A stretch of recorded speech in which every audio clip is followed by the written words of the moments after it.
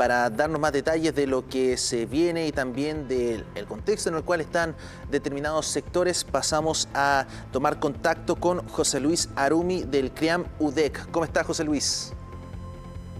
Hola. ¿Me escucha? Yo lo escucho perfecto, profesor. Perfecto. Es que justo recién se activó el audio, entonces, hola, no escuché lo que decían antes, perdona.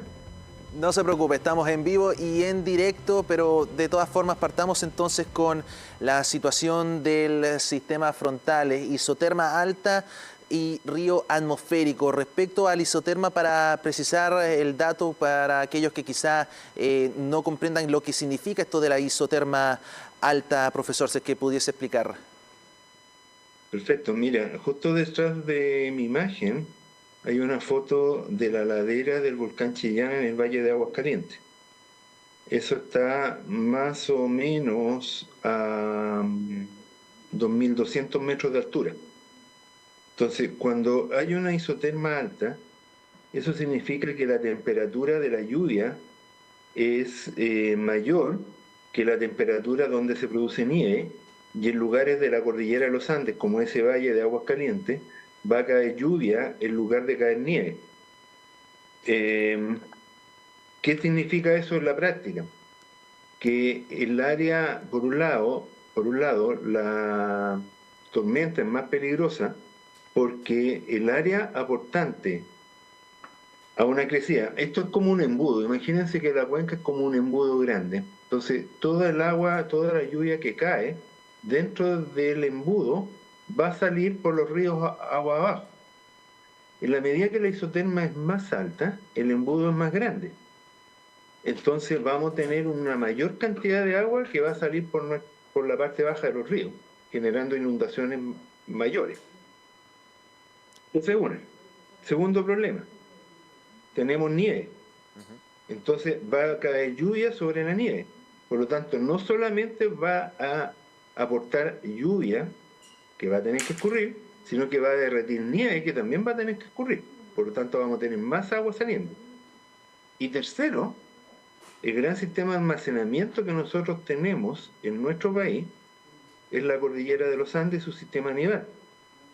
Entonces, sencillamente, vamos a tener una tormenta, o es posible que haya una tormenta más compleja desde el punto de vista de la crisis o del control de la emergencia, y que nos va a dejar con menos nieve para acumularla en el verano y tener agua para riego y otras necesidades que tenemos en el verano.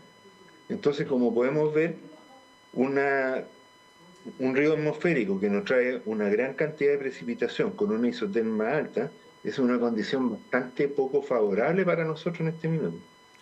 Bajo esa línea, profesor, claro, se hablaba respecto a la temática, porque incluso lo dijo el mismo director el día de ayer, que va a ser un sistema frontal de temperaturas altas, ergo se podría traducir en que no va a haber tanta nieve en los sectores precordilleranos, también influyendo de manera directa con daños a infraestructuras. Pero respecto a la capacidad de absorción de las tierras, ya vimos una situación bastante particular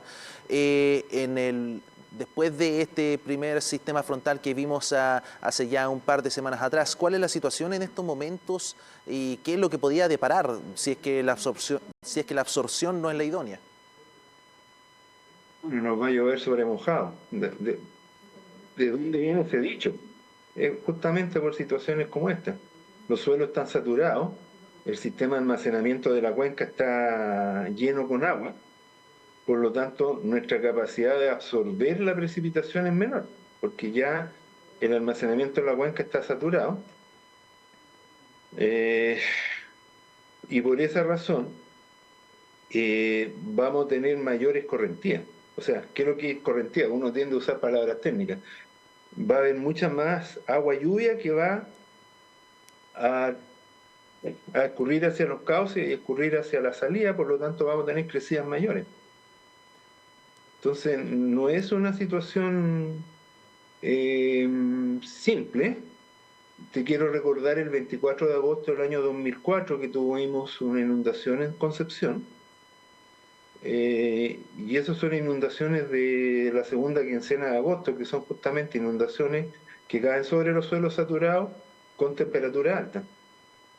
Bajo esa línea, esto para precisar la posibilidad obviamente de deslizamiento de tierras, me imagino que debe ascender bajo ese contexto que usted me está dando.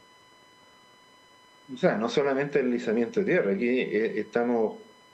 mira, uno trata de no ser alarmista, y no quiero ser alarmista, no estoy prediciendo que va a haber deslizamiento de tierra. Ojalá que el sistema frontal nos pegue y no tengamos una cantidad de daños, pero nosotros tenemos que prepararnos para las contingencias. Entonces, ahora, tenemos algunos puntos interesantes. La crecida de anterior, de finales de junio, nos pilló con los cauces sucios. No sé si ustedes se acuerdan de lo que pasó en el puente Mapocho. Ese lo quiero tomar como un ejemplo. Sí, ¿Qué pasó con el puente Mapocho? Llegó mucha basura que tapó el puente, ¿se acuerdan? sí, lo recuerdo. Y, y la emergencia se produjo porque toda la basura, el material que estaba obstruyendo los cauces contribuyó a empeorar la emergencia. Bueno, los cauces ahora están limpios. Por lo tanto, bajo un punto de vista bien práctico, estamos en mejores condiciones ahora que en el temporal anterior. En temas entonces, profesor, de lo que podría hacerse en el corto plazo para poder mitigar esta situación, claro, todo uno podría decir conlleva a la misma prevención por parte de la gente y quizá políticas públicas en materia de resguardo, pero ¿qué es lo que se puede hacer en estos momentos para poder evitar que se vuelvan a repetir los episodios que vimos hace un par de semanas atrás? Sencillamente despejar los cauces. Vuelvo al ejemplo del 24 de agosto del 2004. ¿Qué es lo que había ocurrido? Se acumuló mucho material en el río Andalién, en el sector de Bellavista, donde da una curva el río Andalién, y eso represó el río y generó un represamiento hacia atrás, que fue lo que motivó la inundación en Concepción. Entonces es importante mantener los cauces limpios. Parece una cosa que uno siempre lo dice, pero justamente en la zona urbana, como en la imagen que ustedes muestran, mantener los sumideros de agua, las alcantarillas limpias, alejarse de la ribera de los ríos, preocuparse de cuáles son las zonas donde el río se sale, porque eso lo sabemos, uno que vive cerca del río sabe dónde el río se sale, y preocuparse de proteger la gente que está en lugares vulnerables y estar preparado para la contingencia de lo que pueda ocurrir. Por ejemplo, aquí abajo dice avance en el puente industrial. Una cosa que a mí me sorprendió mucho y que todavía no me lo explico, es que frente a ese pronóstico de la tormenta anterior que tuvimos a finales de junio, hubiera maquinaria trabajando en el puente industrial que quedó atrapada. O sea, perdóname, pero ¿cómo es posible que una empresa, sabiendo con anticipación que viene un temporal, que viene una crecida, no retire las máquinas del lecho del río? Entonces, ese tipo de preparación es como de perogrullo que hay que tenerla. Profesor, muchas gracias por acompañarnos el día de hoy. José Luis Arumi del CRIAM UDEC, muchas gracias por acompañarnos en esta edición de TVU Noticias Tarde. Muchas gracias, un gusto saludarlo. Un gusto también y nosotros seguimos.